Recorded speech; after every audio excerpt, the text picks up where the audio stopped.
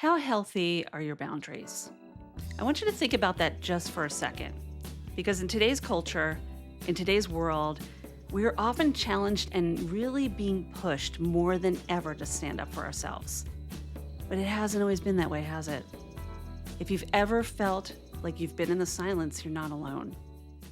Imagine devoting yourself and being taught what is right as a child. Your values, your culture, your heritage, your tradition, just you. And then it's all to find a sense of belonging, isn't it? But during that time and during those teachings that your family has followed, people around the world have followed, you were pushed to feel trapped in a pattern of spiritual and sexual abuse that would take years to unravel. Somebody that your family trusted, the world trusted, pushed you in a completely different direction. Over time, it required you to risk your faith, question community, and life as you know it. That's what happened to our guest, Chanchal Garg. Chanchal, you spent over a decade regaining that strength and stepping into your personal power. And now you're documenting all of that in this unbelievable book, Unearthed the Lies We Carry and the Truths They Bury. In addition to being an unbelievable conscious leadership expert and turning that trauma into triumph. And these are stories that need to be told. I'm so glad you're here to share your story. And just thank you for being here. Thank you for being open and sharing. Wow, thank you so much. That was incredible, just to hear all of that reflected back, so thank you. Sometimes we forget how much we've made a difference Yeah. or moved the needle in this world until we really take pen to paper or use our voice. And I've heard you speak. I've heard a number of your workshops and conferences that you have put out there. And it's inspiring to know that you are empowering leaders, especially women of color, to set these healthy boundaries, this shift of societal constructs, and just really helping people connect. That's a big responsibility. So, Mm. how do you do that? Wow. Um, well, thank you. Right now, I guess the first thing that comes to mind is just sharing myself, right? It's been a journey, and I don't claim to have the answers by any means. Um, I do have a lot of life experience.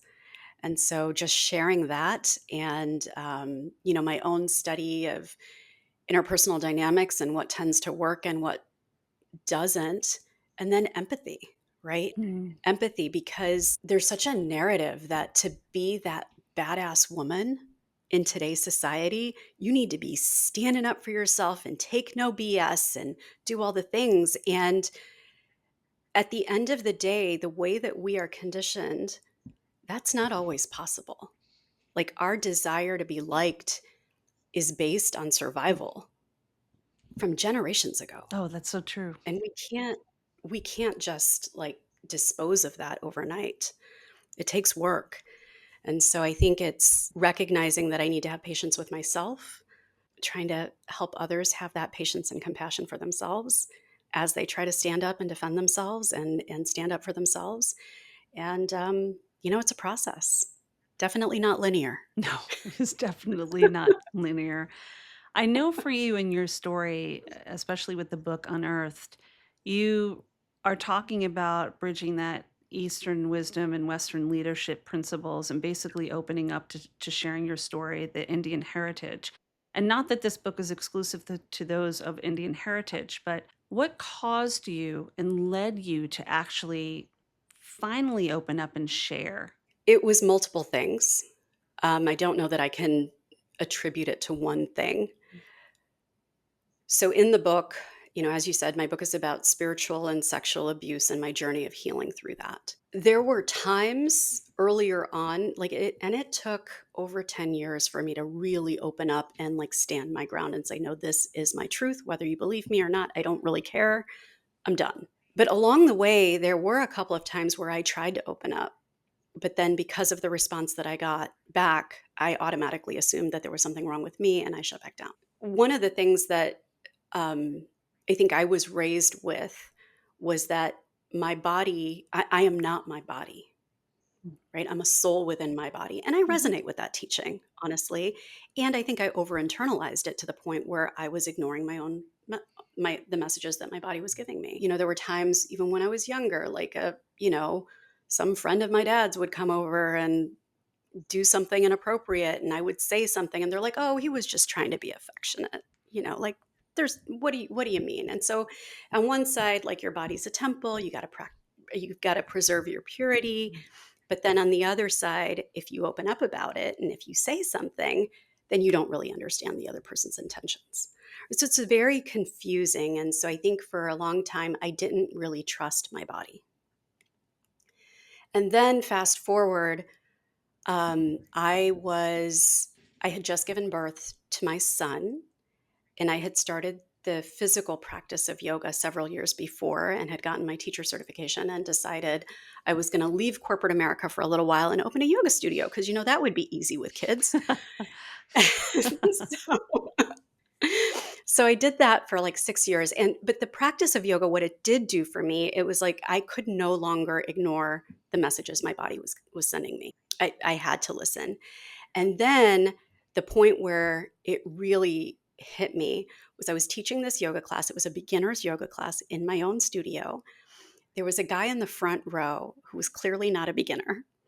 He was doing handstands in the middle of his sun salutations. And I'm like, what are you, There's dude, what are always you that doing? guy. Right? It's that guy. And so I was annoyed because he was clearly intimidating the other Mm. people in the class. And so I was like, okay, I'm going to take a deep breath, try to practice what I preach here. And I started asking the class, I'm like, so is your practice really serving you? Are you serving your practice? Like, what's going on here? And I started asking these deeper questions. Meanwhile, as I'm teaching this class, I'm pregnant with my daughter. So after that class, I remember like just again feeling annoyed, feeling frustrated. And I went into the bathroom, the studio bathroom, and I looked in the mirror and I had to ask myself, I'm like, is your practice serving you? Your spiritual practice, what you're doing, what you're following, who you're trusting, is it serving you? And it was almost like this just huge rush that came over me that was like, no. And then it was like my daughter almost was speaking like through me, like, clean up this Mm. mess, you know? And so it was that point where I was like, okay, I'm done. And then it took me a while, and a lot of patience to tell the people in my life who were also following this man. They didn't get it at first. So I had to extricate myself from the community by myself. And then I remember, and the stories in the book where I'm throwing away all of the photographs and mementos of this man, and I didn't want them in my own trash can. So I drove to a casino to put it in their garbage can because I was like, that's kind of where he belongs. you know? Okay. It was just this whole process of like all of my tools, all of my faith had been put into this person. And so all of that was gone. Like all of my connection, even to my own culture, felt like it was through this man. And so I was left with nothing but myself, which in hindsight was a blessing. It wasn't easy, but it was a blessing because I kind of had to fake it a little while. And my new mantra became, you've got what you Mm. need. You've got everything you need inside of you. And I didn't believe it at first. So it's been a process from there, and the writing of the book in and of itself, I don't know that initially planned to publish it, but over time, as an executive coach, as a facilitator, and listening to other women's stories, and recognizing that while my story might have been a bit extreme, the underlying themes and narratives are pretty universal. I realized I needed to get it out there. And then the writing of the book itself was also healing and brought about so many healing experiences. Like a lot of the stories that happen in the last part of the book happened as I wrote the book. So yeah, it's a process and it's Yeah. ongoing. So I was just gonna ask you that. Like, it's not like I wrote the book, I'm done healing. Oh, no. It's part of the healing Yeah. process. And as you're opening up and sharing it with more people, and I think this is a big question I've been wanting to ask you as well. I mean, being that you facilitate the most popular course on interpersonal dynamics at Stanford Yeah. Graduate Business School, which is quite amazing in itself. How how were you able to go back into the classroom even, or know that you're going to, being in a new semester, a new season, knowing that that book is out there and the words are now on a page for all to read? Or has that been part of your journey Yeah. with your students already in a way, just differently, not having it between the pages? Right. There are circles and groups and classes with which I've shared my story already. Mm, So that's there. I feel less scared about sharing it with students, to be honest, than I do with sharing it with like immediate family. But right now I feel pretty excited to get back into the classroom and to have people understand this isn't just coming from book knowledge, mm, right? This is coming from lived experience. And I think oftentimes what I've seen is that we discount our lived experience. And it's like, if I don't have a degree in this thing, then it's not mhm. really relevant. And as we know, that's couldn't be farther from the truth, right? Right. Right. I've been a college professor for 12 years and I was an adjunct. I wasn't in the classroom full time. Hmm. So there really is a difference from people who are full-time professors in they are in the education system, and that's amazing. We Yeah, need that. absolutely. But the adjuncts who are out there doing their thing and living life and bringing those experiences back into the classroom were some of my favorite professors. So I imagine the lived experiences can be very beneficial for those that you are sharing with and teaching. Yeah, I would hope so. It definitely, like I Mhm. said, it brings a lot of empathy. Yeah. That's a word you brought up before. Yeah. So is that the word that you really think of when you think about what you've been through? Because healing, forgiveness isn't about the other person, right? No, Forgiveness is about self. that's right. And having empathy is really important for yourself as well, like Right. forgiving yourself, because so many times we blame ourselves for the things that happen. Why did I put myself in this position? How did I get myself into that? What's wrong with me? Healing is really partially forgiving ourselves for blaming ourselves. 100%. Yeah. 100%. I did this full on self defense course 2 years ago Mhm. and reenacted the scene where I was first assaulted. Mm, And it's where these people, they come in fully padded mhm, so that you can really beat them up, you know? And when this person came in and they were reenacting that whole scene and they told me to lie down, my brain went back to the girl who I was. So I was almost ready to lie down. mm, And it was very slowly that switch flipped where I could actually rewrite the narrative and become who I am today and actually learn to trust myself. Like, no, you can stand up for yourself now. But I remember even after that whole reenactment, thinking to myself, like, oh my gosh.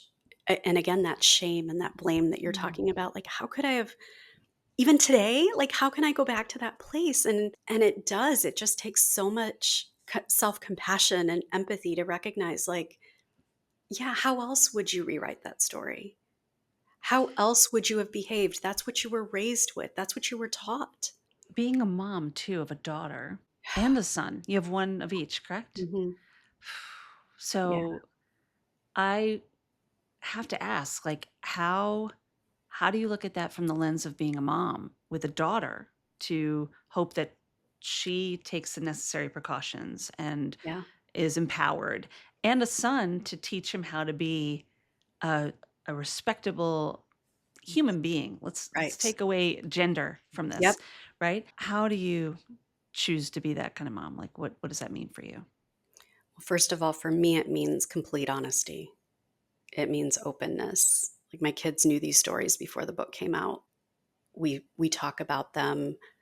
I'm encouraging them to read the book. I'm encouraging them to come to me with questions, which they are slowly. But it's that because oftentimes I think we want to believe like these things happen in the world, like out there somewhere, you know? And no, this is at home. Yeah. This is at home. And so I try to be as honest as I can with them. And I also try to welcome their own experiences. You know, like they're swimming in a world that does not respect women. Mm, They're swimming in a world that is full of patriarchy and misogyny. And so to think that just because I'm their mom that's not going to seep in Mhm. is ridiculous. So again, it goes back to also having compassion when I see that, even within myself, within them, to say, okay, wait a minute, wait a minute, wait a minute, what was that? Right. And to talk about it, have compassion for it and say, okay, how do I choose differently? So it's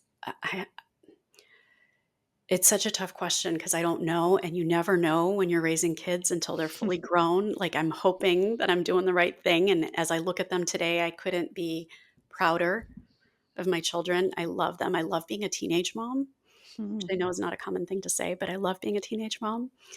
Yeah, you're kinda going through it while you're going through it. Yeah, yeah. It's like, there's no textbook. There are books on this, but they really aren't. They always say, like, Yeah, when somebody becomes a parent, it's like, "Is there really a book on how this works?" I know. I mean, you can put it in pages, but, I don't know Yeah, about that. You do the best you do the best you exactly. can with the tools you have and That's learn right. experiences. With the book, and I wanna mention it again, Unearthed the Lies We Carry and the Truths They Bury. We're gonna actually put all of that in the notes of this podcast so you can grab the book. Do you actually mention the person that harmed you? I do not call them out by name. So this man is followed by millions, and that's not an exaggeration. Millions of people and some very powerful people. And when I looked at, okay, what is my healing involved and what am I wanting to do to give back to the world? It wasn't in the realm of like lawsuits and let's call this guy out and Mhm, any of that. It was more along the lines of how do I bring awareness to women and men around how this conditioning happens, how we allow these things to happen so that we can become a society and a culture where we don't permit this anymore. mhm, Because calling one person out doesn't do that. mm. It just doesn't. And honestly, the examples that I see out there today, women who do that don't necessarily get rewarded. No, it's coming from a place of anger. It certainly is not letting anyone off the hook. And it's not just women, by the way, right? Right. It's men Right. who have been abused and those who identify as men and 100%. women.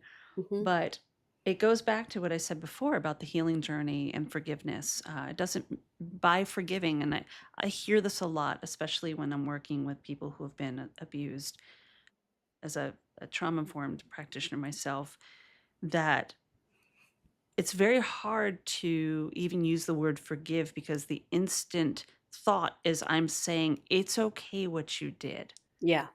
right? Where that's so far from the truth. No. But it takes time to come to that place where you're able to separate yourself Yes. from what happened and Right. who led to it happening, That's right? right. Yeah.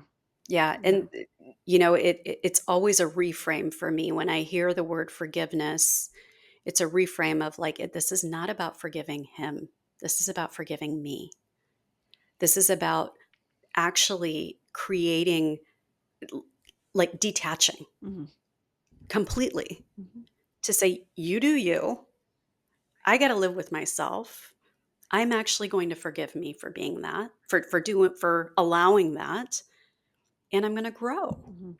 And being that it's somebody that is so well known internationally, Yeah. and people can start guessing and putting thoughts together, especially if they know the yoga world.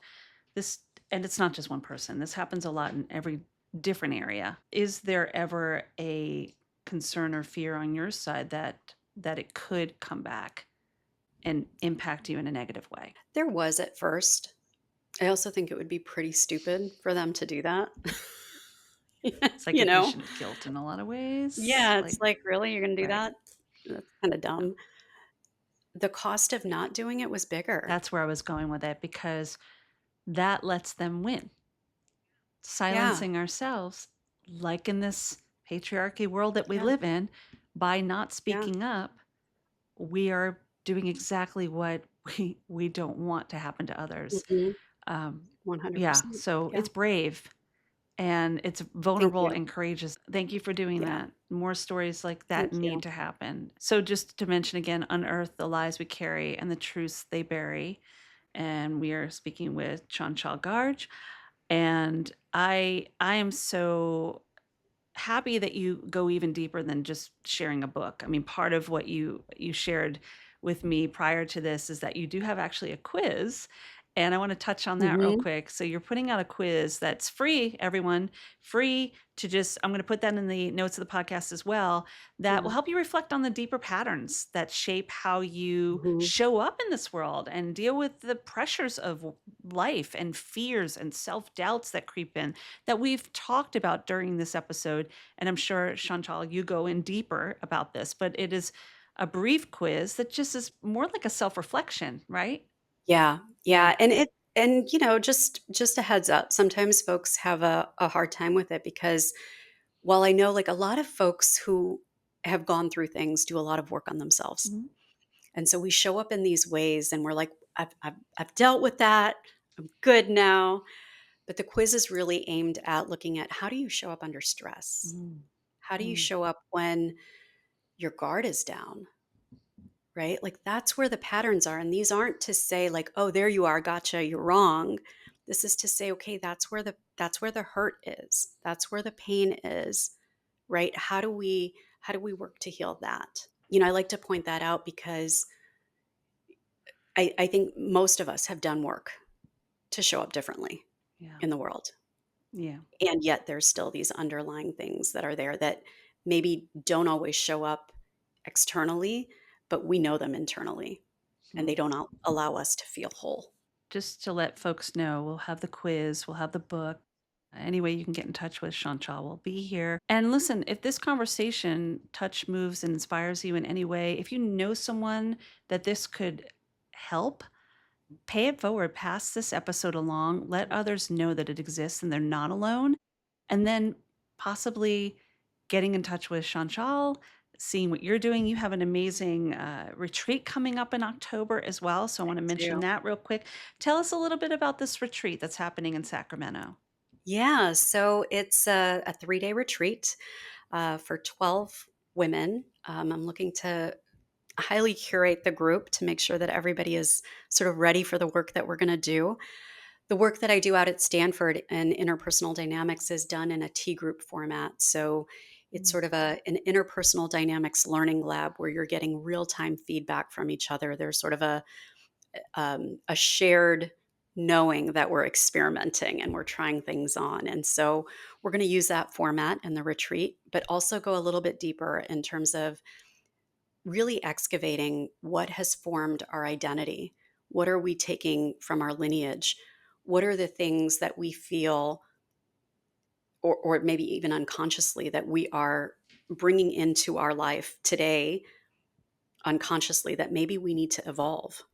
This idea of honoring our lineage or honoring our heritage, I've had to reframe that to say the evolution of that is the honoring of it. It's not Mm, bringing it forth as is, yeah. right?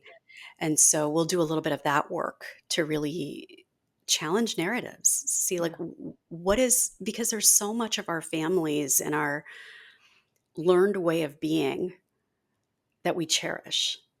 Mhm. And that's not to be um, thrown away by any means.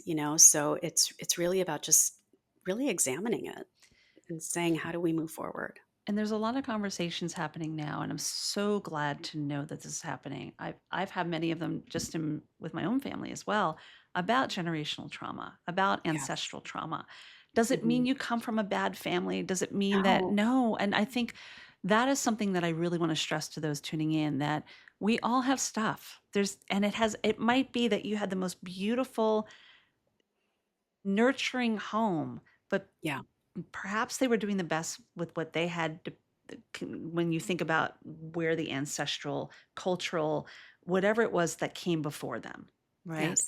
And we have the ability to heal that trauma and those ancestral and generational wounds and stop it with our Yes. generation, Yes. right? I Yes. I remember having that conversation with my mom when I was taking my course on becoming trauma informed. I really had to dig deep and open my own Pandora's box, and I remember having a conversation with my mom, and I was bawling afterwards. I called her Mm. right after, and I'm like, "The generational trauma stops here. I just want you to know that." And I remember having that conversation, which, you know what, Chanchal, we can't always have that No, conversation if no. we don't have parents that might understand that. Right. I was fortunate, but there it has nothing to do with needing acceptance No. or approval. Right. It really is Right. about your own agency and how you want to go forward. Yeah. Mhm. Yeah. 100%. Yeah. And I also look at it like, if I can do my part to evolve this and to do the healing that I can do, Mhm. then I get to pass that on to my children to say, you get to keep going. Yeah. And I can't wait for the day. I'm saying this now, I might not say this later, but I can't wait for the day when you're doing something or saying something that I am like completely like, what are you talking about? Because that means like you're moving forward. Mhm. That means that you're evolving. And so that's my hope. Yeah. We got to set the example. We got to model it. How are you reconnecting with your own Indian heritage and Mhm. passing that along to your children? Because I imagine Yeah. it could be difficult when you've dealt with something Mhm. like an ancestral trauma to want to be Yeah. like, forget it, like just cut the tie. Yeah. It's taken a long time. I went to India for the first time in 17 years, 3 years ago, to meet my maternal grandmother's family. So, my maternal grandmother passed when my mom was 1 year old, and my grandfather remarried. And this is all in the book. But my grandfather remarried. And when he remarried, the family destroyed all the pictures of my grandmother. So, neither my mom or I have ever seen a picture of my grandmother. And so I went to go reconnect with her family and see the house that she lived in, which was just magical. It was unbelievable. And so I have those stories. And then, like, just with my children, for instance, this past weekend was a holiday called Rakhi, Mhm. which is where traditionally the sister would tie a thread around the brother's wrist Mhm. as a sign of protection, and the brother would in turn gift the sister money or something like that. And that was in the old days, right? When women couldn't earn or didn't have things, right? And so the way we evolve that is like they both tie the string now and they both exchange gifts. And, like last year, my daughter came up with this really silly and cute and sweet idea. So she resists hugs like they are the plague from her Oh brother. no, that's my favorite thing in the world. And my son loves to give her Mm. hugs. So she went out and she bought this dragon like headdress that's like a blanket. And she's like, okay, if you wear this, only when you're wearing this, can you come and hug me? Oh, it's like a force field. It's a force That's field. hilarious, but smart. Like it's smart, but he walks around now with this dragon costume on around the That house, like 16-year-old boy with a dragon costume I love it. on. It's It's taunting so her, but not. That's adorable, and that says right. something about the love because he's Yeah, willing to do something to make her feel safe, because totally. when it comes down to it, it's all about safety, isn't it? It It is. really It is. is. Everything is about safety. What a beautiful Yes. thing to do, I love that. Yeah. Yeah. So, that is about your heritage. What about your connection to yoga? Did it cause you not to wanna do Yeah. yoga anymore? No, and the reason why is because the spiritual teacher that I was dealing with was not necessarily a yoga teacher. It was a just a religious dude, we'll Got it. say. We're not even giving Um, him a higher, he's just a dude. a dude, He's just a dude. and that's not to say that there are not so many yoga teachers who do the same thing. There Yeah. there are, for Yeah. sure. And at the same time, the practice of yoga is really what helped me to get into my body and connect with my body. To where I could listen. And so it hasn't made me want to move away from the practice of yoga, but it has had me want to take on the practice of yoga on my own terms. Great. And even in terms of my own spirituality, like on my own terms, it's not about following any rules um, or laws or anything like that. I'm happy to listen to the scriptures and all of that around yoga, but at the end of the day, I'm going to make my own decisions. And so it's really just about agency, I would say, Absolutely. That's I you keep know? hearing that word in my head as we're talking because it is about giving taking the control back and having Yeah. the agency and being empowered. Yes. It's Yes. really empowerment as well. Uh, Beautiful. Love everything you're sharing. And Yeah. Thank again, you. I will be putting all of this in the notes of the Holistically Speaking podcast of this episode. Unearth the lies we carry and the truths they bury. Chanchal also has a beautiful quiz that she's putting out there. It's really going to challenge you a little bit. So, like, give it some time. And did you record audio for your I book as did. well? See, that's what I'm going to be diving into. I love Yes. hearing authors tell their own stories. Mm, So I'll put a link for that as well. And then people, if they yeah, choose to read it, they can do that. If they want to listen to it, they can hear it from the person themselves, which I think is always so absolutely. beautiful. It's a connection like no other when it's definitely like a teaching memoir or Yeah. a memoir in itself to hear from the person's voice themselves, like prescriptive Hmm. narrative, you know? Great. All right. So I know we are running out of time, but one thing I always do on Holistically Speaking is I have a fun game called Brain Candy. And Brain Okay. Candy is basically it's like word association. I'm going to throw out a word that you mentioned during this podcast episode. And what I would like for you to do is come back with the first word that comes to mind. Are you ready? Yes. All right. Perfect. Here we go. Spiritual, Compassion. trust, Hard. practice, Always. wisdom, Inherent. body, Important. victim, No. sexual, Maybe. yoga, Oh, that one's hard. Love. Yeah. love it, agency, My birthright. ancestral, My own. Indian, My identity. namaste. Respect. You are good. You are good. Look, some of that stuff was, and even the one that was challenging for you, you took a moment and you found yourself. And I love doing that game because it really gives guests a chance to think about the words they're Mhm. using. So you're doing so many of these interviews and reading your book Yeah, and writing the words, but are you sitting in the singular word? Because words have power, you know? they do. So They do. I love that. I love what you came back with. So beautiful.